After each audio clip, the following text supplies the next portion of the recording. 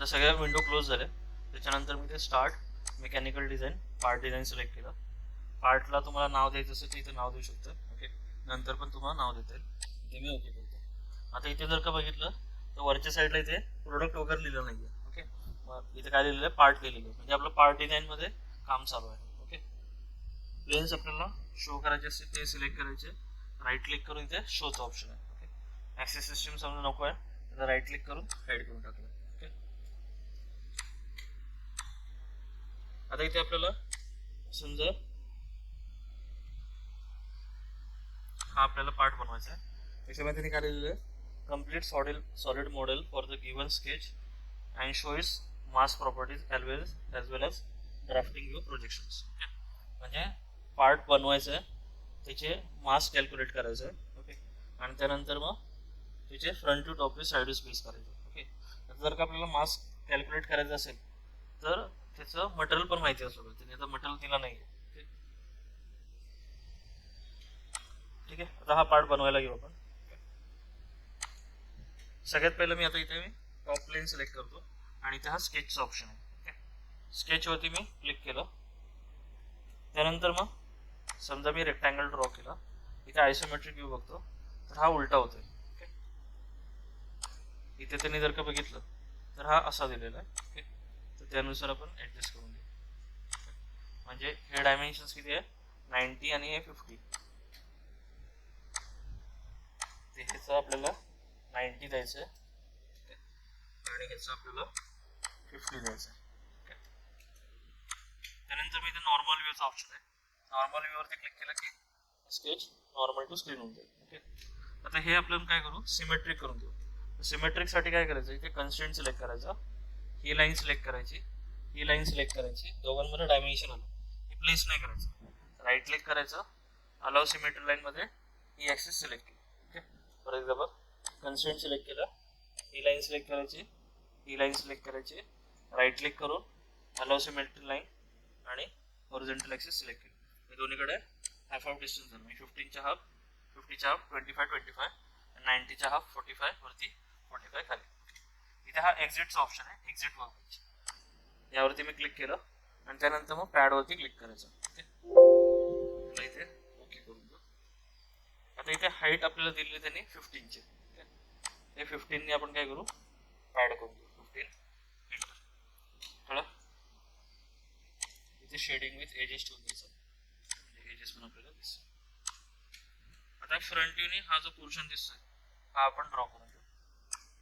तर हा face select करायचा पुढचा आणि ते ऑप्शन आहे स्केचचं, स्केचवरती क्लिक केलं. तर आपल्याला समजा रेफरन्स घ्यायचा असेल आधीच्या एजेसचा वगैरे, इथे हा प्रोजेक्ट 3D एलिमेंटचा ऑप्शन आहे, याला सिलेक्ट करायचं, ही एज सिलेक्ट केली. ओके, त्यानंतर मग आपण जे काय स्केच आहे ते ड्रॉ करून घेऊ. इथे प्रोफाईल कमांड आहे, इथे क्लिक केलं, इकडे क्लिक केलं, इथे क्लिक केलं, इथे क्लिक केलं. ब्ल्यू कलर जे होईल तेव्हा ती लाईन असणार आहे व्हर्टिकल किंवा हॉरिझॉन्टल. ओके, एस्केप दाबायचं कमांडच्या बाहेर येण्यासाठी, डबल एस्केप. त्यानंतर मग इथे हा क्विक ट्रिमचा ऑप्शन आहे, त्याला सिलेक्ट केलं, इकडे ट्रिम केलं आणि इकडे ट्रिम केलं. ओके, आता इथे स्केच काय ड्रॉ केलेलं आहे, तर इथून इथपर्यंत ही लाईन आहे येलो कलरची, त्यानंतर मग ही व्हाईट, ही अशी इथपर्यंत असं स्केच ड्रॉ केलं. तर हे काय झालं, क्लोज स्केच आहे. इथे नेहमी चेक करायचं क्लोजमध्ये जाऊन स्केच अनालिसिसमध्ये, इथे क्लोज आलं पाहिजे. क्लोज जर का नसेल तर आपलं स्केच चुकीचं आहे, ओपनचा मेसेज येईल किंवा आयसोलेटेडचा मेसेज येईल. ओके, ही लाईन इकडनं ट्रिम केली, इकडनं ट्रिम केली, हे एवढंच राहिलेलं आहे. आता डायमेन्शन देऊन टाकू, हे 15चं दिलेलं आहे, हे 40 दिलेलं आहे आणि हे 10 दिलेलं आहे. कन्स्ट्रेंट सिलेक्ट करायचं, ही लाईन सिलेक्ट केली, डबल क्लिक केलं, 15 एंटर. हे कितीचं आहे,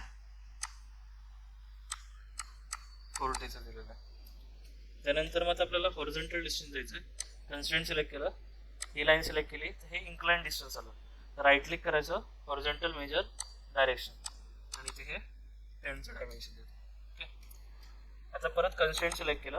ओके, पहिल्या अपोजिट लाईन सिलेक्ट करायच्या. ओके, राईट क्लिक करायचं, सगळं राईट क्लिक वरतीच आहे, अलाउ सिमेट्री लाईन सिलेक्ट केलं आणि ही ॲक्सिस सिलेक्ट करायची. ओके, तर त्याच्यामध्ये त्यांचं डायमेन्शन कुठलं मिसिंग आहे, तर इथून हे जे व्हर्टिकल डिस्टन्स आहे या लाईनचं आपण हॉरिझॉन्टल दिलं 10चं, वर्टिकल त्याने दिलं नाही आहे, तर आपण या लाईनला काय करू, 10च देऊ वर्टिकल डिस्टन्स.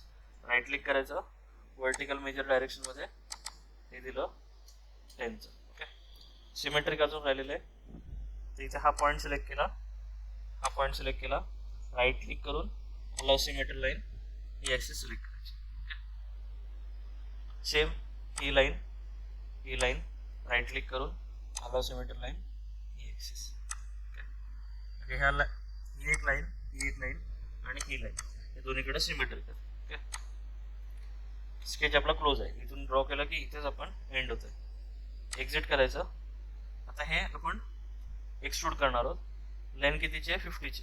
ओके, हे आपण पॅड करू. इथे हा पॅडचा ऑप्शन आहे, इथे पुढे येते. नेहमी आयसोमेट्रिक व्ह्यू ऑन ठेवायचा, म्हणजे कळतं आपलं स्केच कुठं आहे. असं जर का ठेवलं तर तुम्हाला कळणार नाही पुढे स्केच ॲड होतंय की मागे स्केच ॲड होतंय. ओके, त्यामुळे इथे रोटेट करायचं किंवा आयसोमेट्रिक व्ह्यू ऑन ठेवायचं. पुढे ॲड होतं तर रिव्हर्स डायरेक्शन करायचं. आणि इथे डिस्टन्स किती आहे, 50. एंटर. कळलं. आता हा पोर्शन आपल्याला कट करायचा आहे. ओके, म्हणजे 5 mm फक्त इथे राहणार आहे. तर मी हा फेस सिलेक्ट केला, फ्लॅट फेस आहे. इथे स्केचमध्ये जायचं. इथे तुम्ही सेंटर रेक्टँगल पण घेऊ शकता. सेंटर रेक्टँगल घेतला म्हणजे दोन्हीकडे काय असणार, सिमेट्रिक असणार. ओके, त्यानंतर मग ही लाईन आणि ही लाईन मध्ये डिस्टन्स दिलेलं त्यांनी 5. एंटर. ओके, आता ही थिकनेस किती आहे, 10 ची दिलेली आहे. ओके, इकडे 10 इकडे 10, दोन्हीकडे 10. 50 मधनं 20 गेले, राहिले किती, 30. म्हणजे इथून इथपर्यंत ही लाईन कितीची आली, 30 आली. ओके, तर ही लाईन आली 30. आता हे बाहेर किती असू द्या त्याला फरक नाही पडणार आहे. फक्त त्याच्या आतमध्ये नाही गेलं पाहिजे. हे समजा तुम्ही 40 दिलं, हे चालणार, 40 द्या, 50 द्या. ओके, ह्याच्या खाली नाही गेलं पाहिजे, ह्या लाईनच्या खाली नाही गेलं पाहिजे. ओके, आपल्याला काय करायचं, कट करायचं. इथे हा एक्झिट वर्कबेंच ऑप्शन आहे, त्याला सिलेक्ट करायचं. इथे ऑप्शन आहे पॉकेटचा. पॉकेट सिलेक्ट केला, डायमेन्शन मध्ये इथे अप टू नेक्स्ट करायचं. ओके, नेक्स्ट सरफेस पर्यंत कट होईल. किंवा तुम्ही डायमेन्शन पण टाकू शकता डायमेन्शन मध्ये, किंवा आपण लास्ट केलं तरी चालेल. इथे ओके केलं. कळलं. हा एवढा क्वेश्चन मी कट केला. आता आपल्याला हे होल जायचे.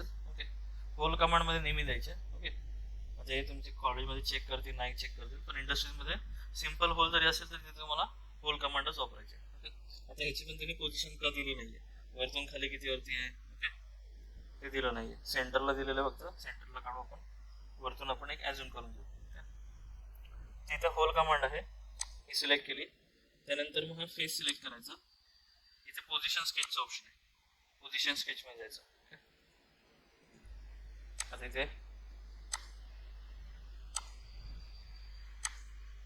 हा पॉइंट आहे, तिथे पॉइंट येतो. ओके, त्या पॉइंटचे आपण वरतून डायमेन्शन देऊ, समजा 10. तुमच्या इथे पॉईंट येऊन जाईल. इथं जरा सेटिंग चेंज झालं त्याच्या. टूल्स, ऑप्शन्स, डिस्प्ले,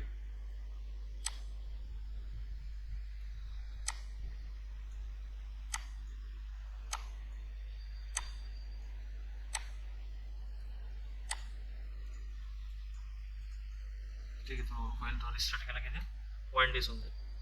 आता इथे मी सेम हा जो पॉइंट आहे, हा पॉइंट सिलेक्ट केला आणि ही लाईन सिलेक्ट केली, राईट क्लिक करून कोइन्सिडेंट. ओके, म्हणजे तो पॉइंट काय आहे, वरतून खाली 10 mm च्या डिस्टन्स वरती, आणि या लाईन वरती तो कोइन्साइड केला आहे. ओके, त्याला आपण एक्झिट करू. त्यानंतर मग डायमीटर त्याने किती दिलेला आहे, 10चा. ओके, आणि आपण काय करू, अप टू लास्ट करून टाकू. 10चा डायमीटर आणि ते अप टू लास्ट करायचं, म्हणजे लास्ट सर्फेस पर्यंत कट होऊन जाणार. इथे ओके केलं. कळलं. त्याला सेव्ह करू.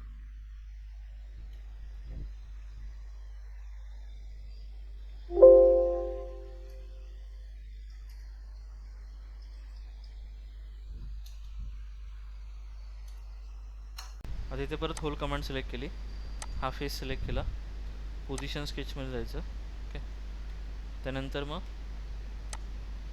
सेम आता हा जो पॉईंट आहे, हा पॉईंट या लाईनवरती मी कोइन्साइड करतो. सेम हा पॉईंट ह्या प्लेनवरती कोइन्साइड करतो. ओके, म्हणजे की ह्या प्लेनवरती आणि ह्या प्लेनवरती, म्हणजे बरोबर तो ओरिजिनवरती इथे येऊन जाईल. एक्झिट केलं. आता इथे सेम इथे 30 दिलेलं आहे. किती आहे? 40 + 10 + 10. ओके, 60च होतं, म्हणजे 60च्या हाफ 30 झालं, म्हणजे बरोबर सेंटरलाच आहे. डायमीटर 10च घेऊ. ओके, आणि अप टू लास्ट करून टाकू. त्याने काय आता इथे दिलं नाही आहे की तिने कट करायचं आहे. कळलं? हे असे पार्ट्स ड्रॉ